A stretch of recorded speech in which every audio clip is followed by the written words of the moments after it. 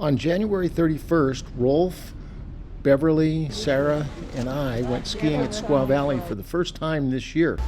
The day was an absolutely beautiful day. The skiing starting on Granite Peak. Everything was groomed, but it was very, very icy, so we had to be careful all day. And Rolf right there. There were snowboarders who would occasionally park their carcasses in the middle of the road, just waiting to get run over. And I performed a few tricks for Beverly. Beverly even noticed my trick as she skied by me, and she said, "I saw that, Randy." So here's Beverly skiing on Granite Peak right now.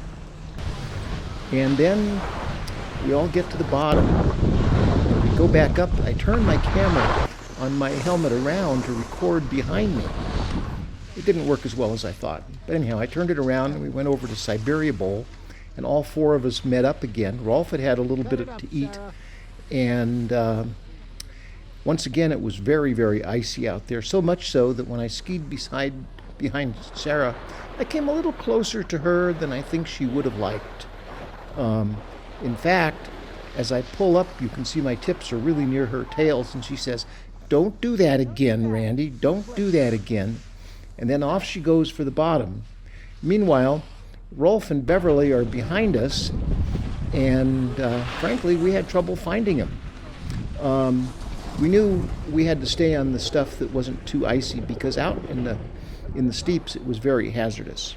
On the other hand, I went side-slipping down here, skiing Sarah as she skied sideways, and it worked remarkably well, as if the camera had been on rails. Then Sarah said, "Let's go over to Sun Bowl," because it was too icy on the other side of Headwall.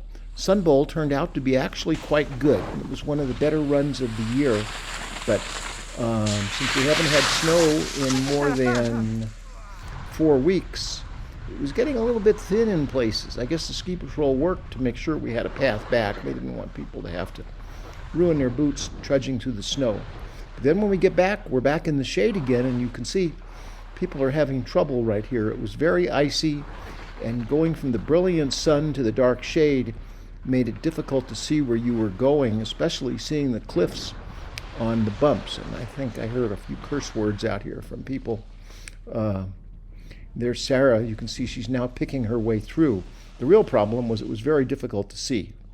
You get to be 60, and it takes your eyes a lot longer to adjust to the change in the light than when you're 30. When you're 30, it's not nearly the problem it is. Next stop was KT22. It was all bumped out, but mostly closed. Only the west side, where it was sunny, was open, and that let us ski the saddle. We looked at the new connecting chairlifts between Alpine Meadows and Squaw Valley, but made a few runs down the saddle and really enjoyed them. They were actually some of the better runs of the day. You got into an area where it got shady, but then it got sunny again. Once again, you see the snowboarders who plant themselves in the middle of the hill, just waiting to get run over by a skier coming down here. I don't know why they do that. So we got the idea of skiing edge to edge. That meant going up Red Dog Chair. Looking down is something else. The chair really, really gets high on the way up there. But the run down is not very difficult at all, and it was well groomed. All the skiers ski back to the motel, and they call this I believe it's called the resort chair.